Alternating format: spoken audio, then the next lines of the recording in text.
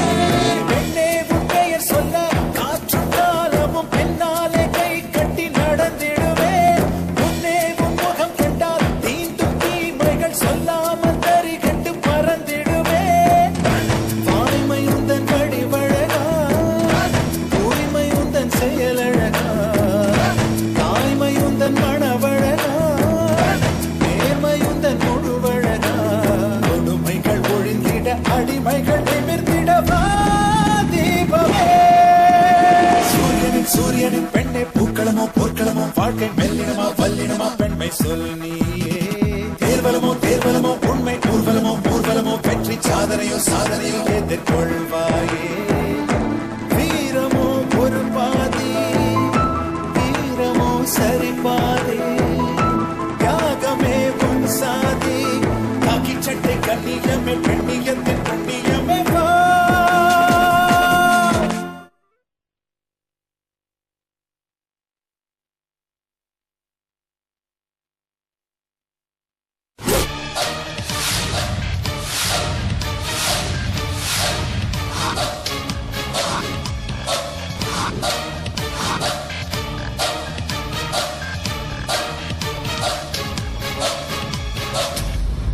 இவ்வளவுதானா இன்னும் இருக்கா? இவ்வளவுதான் சார். மறுபடியும் போட்டோ கிட்ட நீ எடுத்த உன் போனோம் ரயில்வே தண்டவாளத்துல கிடக்கும். அந்த போட்டோ எல்லா பேப்பர்லயும் வரும்.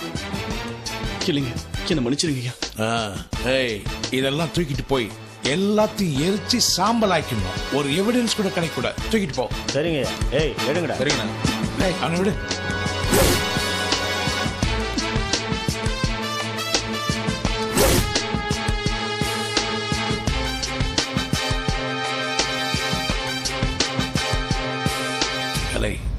நீ படிச்சவன் தானே? ஆக்ஷன் ஒன்னு இருந்தா ரியாக்ஷன் ஒன்னு இருக்கணும் இல்லையா? இப்ப நீ இவ்வளவு பெரிய தப்பு பண்ணிருக்க.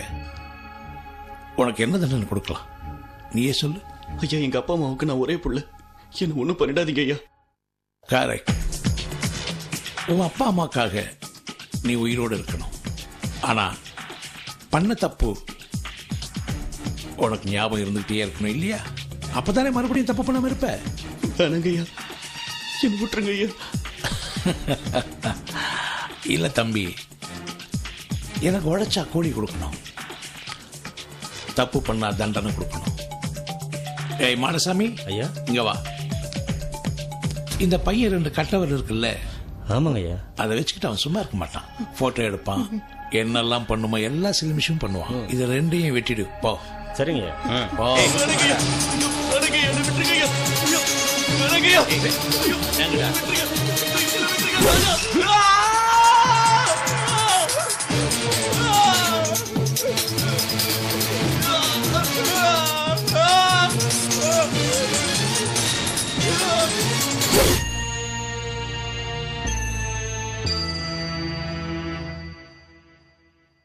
வணக்கங்க.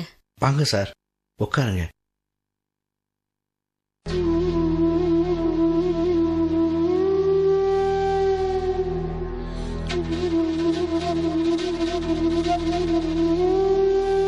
ஏன் ஒரு மாதிரியா இருக்கீங்க? எல்லாம் முடிஞ்சு போச்சே, உங்க துக்கமும் சேர்ந்து. பையனை பிடிச்சி அவனை கவனிக்க வேண்டிய விதத்துல கவனிச்சு அவங்ககிட்ட இருக்கிற எல்லா ஆதாரத்தையும் வாங்கி அக்னிக்கு தார வாத்துட்டேன். மொத்தத்துல பஸ்பம் ஆயிடுச்சு. இனிமே நீங்க நிம்மதியா இருக்கலாம். ரொம்ப நன்றி சார். என்னங்க இதுக்கெல்லாம் போய் நன்றி சொல்லிக்கிட்டு? எந்த ஜென்மத்திலயும் நாங்க உங்களை மறக்க மாட்டோம். நானும் பொண்ணை பெத்தவன் தான்.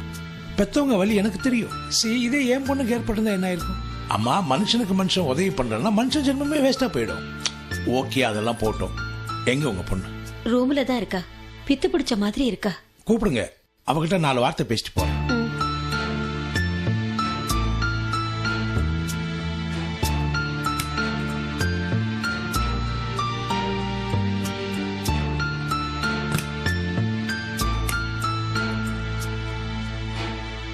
வாமா.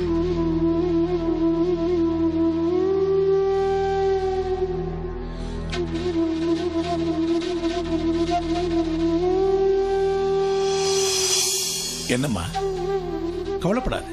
இன்னையோட உன் பிரச்சனையெல்லாம் தீர்ந்து போச்சு. சந்தோஷத்துக்கும் சம்பிரதாயத்துக்கும் நிறைய தொடர்பு இருக்கு. அம்மா, நம்ம மண்ணுல என்ன பயிர் விளையுதோ அதைத்தான் நடணும். வெளிநாட்டு கலாச்சாரம்லாம் வெளிநாட்டோட, அது நம்ம ஊருக்கு ஒத்து வராதுமா. நீ பண்ண காரியம் வெளியே தெரிஞ்சதுன்னா உங்க அப்பா அம்மால தலை குனியணும். இத பாருமா, உங்க அப்பா பேரை சொன்னா இந்த மாவட்டமே அலறும். பொதுவா ஜனங்க கலெக்டர் கிட்ட மனு கொடுப்பாங்க. ஆனா உங்க அப்பா என்கிட்ட மனு கொடுக்கிறார். இந்த நிலைமைக்கு அவரை ஆளாக்குனது நீதானே. இது உனக்கே நல்லா இருக்கா? இத பாருமா, இதெல்லாம் என்னால பொறுக்க முடியாம தான் நானே இங்க நேர்ல வந்திருக்கேன். நடந்ததெல்லாம் ஒரு கெட்ட கனவா நினைச்சு எல்லாத்தையும் மறந்துரு. இனிமே உன்னுடைய படிப்பு, எதிர்காலம் தான் உனக்கு முக்கியமா இருக்கணும்.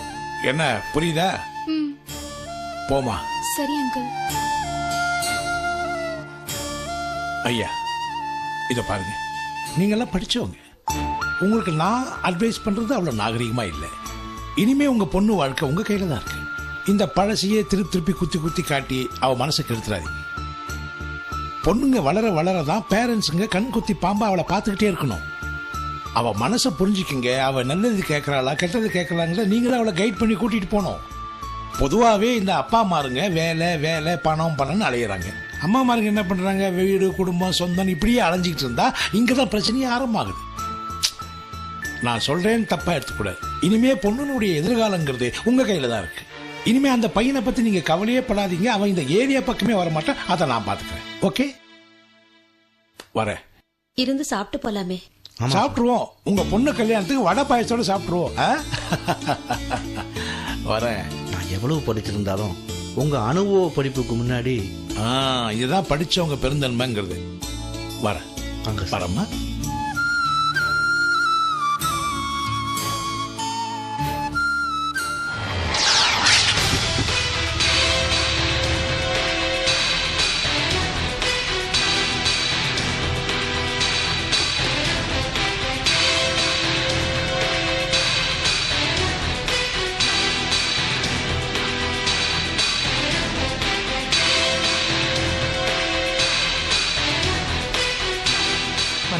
வாங்க மேடம்.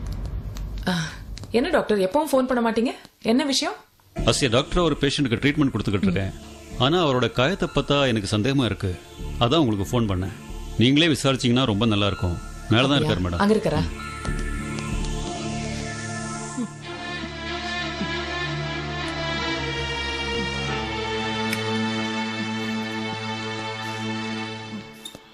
இவர்தான் மேடம். நான் பேசிக்கிறேன். Okay madam.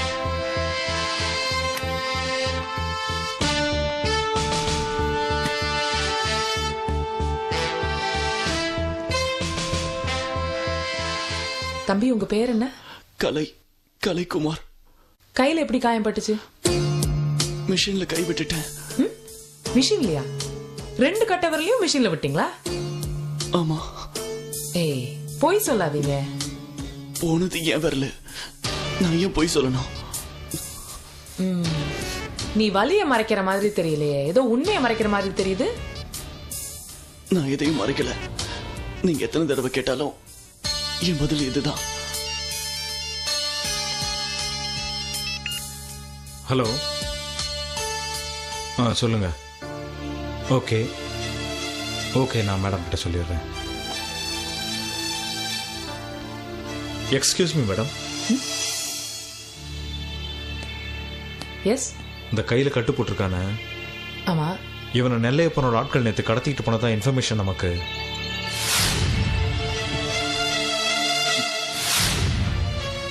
Let's go.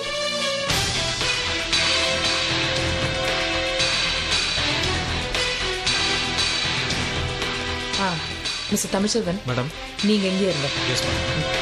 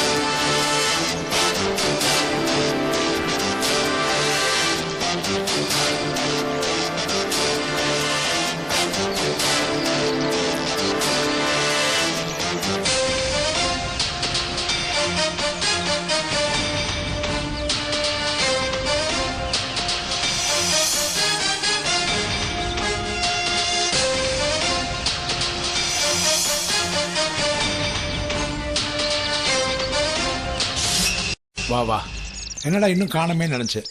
ஒருவேளை ரேகா ஸ்பீட் குறைஞ்சிச்சோன்னு பார்த்தேன். வந்துட்டேன். கேளுமா.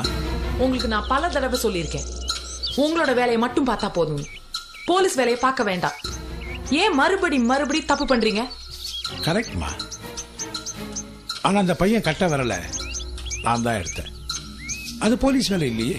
அப்ப கட்டவரில் எடுத்தது நீங்க தானே? ஆஹா, நான் இல்லம்மா, என் ஆளு. இல்லையே, பண்ணியிருந்தாதான் நாங்க என்ன உள்ள போட்டிருப்பேன், அவ்வளவுதானே. இத பாருமா, அந்த பையன் பண்ண காரியத்தை சொன்னா விரல மட்டும் இல்ல, அவனையே நீ வெட்டியிருப்ப. திரும்ப திரும்ப தீர்ப்பு சொல்ற நீதிபதியா நீங்க மாறுறீங்க. உங்களுக்கு யாரு அதிகாரம் கொடுத்தது? கொஞ்சம் அமைதியாயிரு. உன்னை முதல்ல பார்க்கும்போது என் பொண்ணு ஞாபகம் தான் வந்தது. உன்னை ஏசியா நான் பார்க்கல. இந்த சென்டிமெண்ட்லாம் என்கிட்ட வேண்டாம். உண்மையதாமா சொல்றேன். ஆனா நான் கேட்கிற கேள்விக்கு உண்மையை சொல்லலையே. ஓகே, உள்ள உட்காந்து பேசலாமா? வேணாம், நான் இங்கே இருக்கேன். நான் நேரடியாவே விஷயத்துக்கு வரேன். காதலிக்கிறேன்னு ஒரு பொண்ணை ஏமாத்தி எல்லை மீறி பழகி அவளை ஆபாசமா படம் எடுத்தவன் தான் அந்த கலைக்குமார். காதலிச்சு ஏமாத்தினவன் யாரா இருந்தாலும் தண்டிக்கப்பட்டே ஆகணும். காதலுங்கிறது ஒரு புனிதமான மலர். அதை போதை பொருளா மாத்தினா எவனா இருந்தாலும் வெட்டுவேன், என் மகனா இருந்தாலும் சரி. அவனால பாதிக்கப்பட்ட பெண் எனக்கு வேண்டப்பட்டவருடைய மகள், பெரிய பதவியில் இருக்கார், ஒரு விஐபி. கோர்ட்டு கேஸ்ன்னு போனா அவரால் தலைமைந்து நடக்க முடியாதுமா. பேப்பர்ல போட்டோ வரும், அந்த பொண்ணு கல்யாண பிரச்சனை ஆயிடும். என்ன எதுவா இருந்தாலும் பேசி தீர்த்துக்கலாம் சொல்ல வரியா?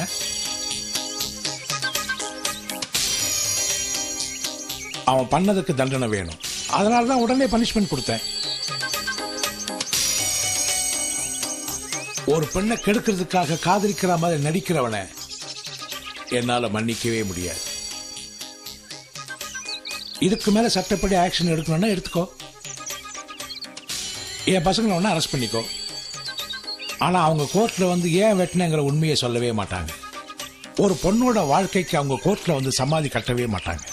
சார், ஒரு விஷயம் கேட்கட்டுமா? கேளு. இல்ல, உங்க நீதி தர்மம் நியாயம் இதெல்லாம் ஊருக்கு மட்டும்தானா, இல்ல உங்க சொந்தக்காரங்களா இருந்தாலும் முள்ளு கொஞ்சம் அப்படி இப்படி அசையுமா? என் தராசு எல்லாத்தையும் ஒரே மாதிரி தான் எடுப்போம். சரி, சீக்கிரம் நீங்க பரீட்சைக்கு தயாராகணும். நான் வரேன் சார்.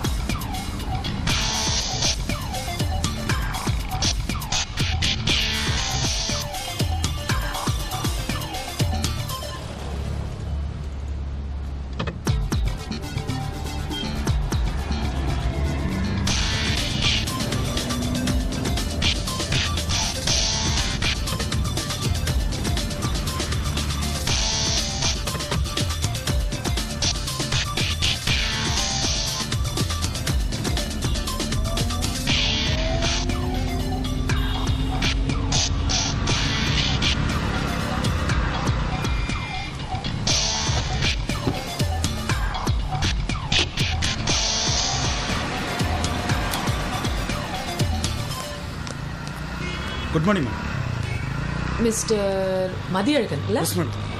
எதுக்கு என் பின்னாடி வந்துட்டு இருக்கீங்க? என்னோட உயிருக்கு ஆபத்துன்னு ஏதாவது உளவுத்துறையில இருந்து இன்ஃபர்மேஷன் வந்துச்சா? அதெல்லாம் ஒன்றும் இல்லை.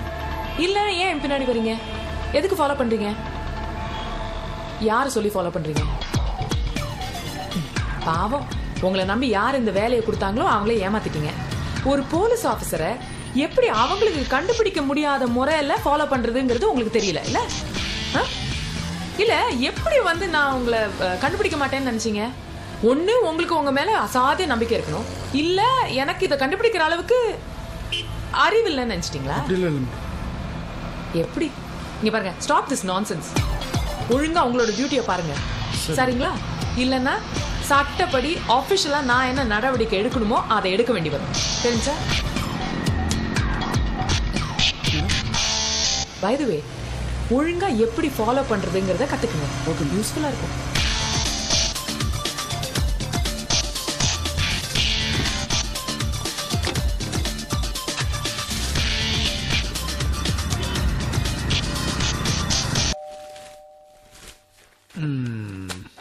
யார் இந்நேரத்துக்கு?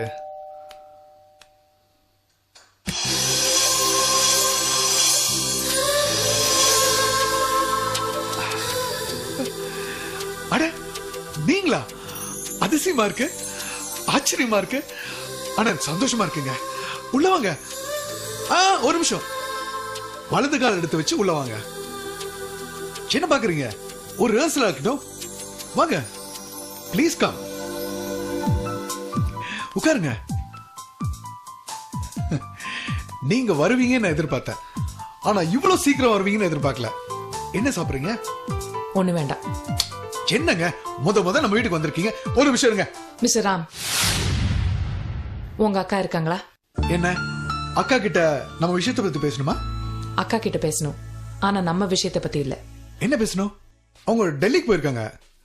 அக்கா தேவையில்லாத வேலைகள்லாம் செஞ்சுட்டு இருக்காங்க, அதை நான் கொஞ்சம் கேட்கணும். என்ன பண்ணாங்க? உங்களுக்கு ஏதாவது? எனக்கு இல்ல, பாதிக்கப்பட்ட ஒரு பெண்ணுக்கு எதிரா அவங்க செயல்படுறாங்க. புரியலையே. பிரதாப்னு ஒரு பையன் ஒரு பொண்ணு கிட்ட தப்பா நடந்துக்க பார்த்தான். நான் தான் அந்த பொண்ணை காப்பாத்தினேன். ஆனா உங்க அக்கா அந்த பையனுக்கு ஆதரவா கோர்ட்ல வாதாடி அவனை ரிலீஸ் பண்ண பாக்குறாங்க. இது நல்லா இருக்கா? என்னங்க, வக்கீல் தொழிலை பத்தி உங்களுக்கு தெரியாதா? வர்ற கிளைண்ட் நல்லவனா கெட்டவனான்னு பார்க்க மாட்டாங்க, ஆனா கிளைண்ட்டை காப்பாத்த தான் முயற்சி பண்ணுவாங்க. தப்பு இல்ல, ஆனா ஒரு பொண்ணா இருந்துகிட்டு ஒரு பொண்ணுக்கு எதிராக அநியாயம் நடக்கும்போது குரல் கொடுக்க வேண்டாமா? அவளுக்காக கோர்ட்ல கேஸ் வாதாடி ஜெயிக்க வேண்டாமா? சட்டத்தை காப்பாற்ற வேண்டியது போலீஸோட கடமை, அதே மாதிரி நீதியை காப்பாற்ற வேண்டியது ஒரு லாயரோட கடமை இல்லையா? இப்ப நான் என்ன பண்ணணும்? அக்காட்ட சொல்லி ஒதுங்க சொல்லட்டுமா? உங்க அக்காவை இந்த கேஸ்ல இருந்து ஒதுங்க சொல்றதுக்காக நான் இங்க வரல, என்னோட வருத்தத்தை சொல்ல வந்தேன். உங்க அக்கா இந்த கேஸ வாதாடினாலும் நான் இந்த கேஸ ஜெயிப்பேன். நீங்க தான் ஜெயிக்கணும், அதான் என்னோட ஆசையும். அக்கா இந்த கேஸ்ல இருந்து விலகிடுவாங்க, அதுக்கு நான் பொறுப்பு. சரி, இப்போது ஏதாவது சாப்பிட்டு போலாமே? No thanks. இது பாருங்க, கல்யாணத்துக்கு முன்னாடி பையன் தான் பொண்ணு வீட்டுல கையை நினைக்கூடாதுன்னு சொல்லுவாங்க, ஆனா பொண்ணுங்களுக்கு அந்த ரூல்ஸ் கிடையாதுங்க. ஓகே, நம்ம கல்யாணத்துக்கு அப்புறம் தினமும் நீங்க இங்க தானே சாப்பிட போறீங்க. இன்னும் நீங்க அந்த கற்பனை உலகத்திலேயே வாழ்ந்துட்டு இருக்கீங்களா? கற்பனை இல்லைங்க, நிஜம். நான் நினைச்சது கண்டிப்பா நடக்கும். நடக்காது. பாப்போமே. நீங்க புரிஞ்சுக்கவே மாட்டீங்களா? நீங்க தான் என்ன புரிஞ்சுக்க மாட்டீங்க. இது பாருங்க, நீங்க எப்படி உங்க விஷயத்துல ஸ்ட்ராங்கா இருக்கீங்களோ அதே மாதிரி என் விஷயத்துல நானும் ஸ்ட்ராங்கா இருக்கேன். நம்ம 2 பேரோட கேஸ்ல நான் தான் ஜெயிக்க போறேன். இங்க பாருங்க, நான் இங்க வந்தது இன்னொரு பெண்ணோட வாழ்க்கையை பத்தி பேசுறதுக்காக தான், என் வாழ்க்கை பத்தி இல்ல. ரேகா,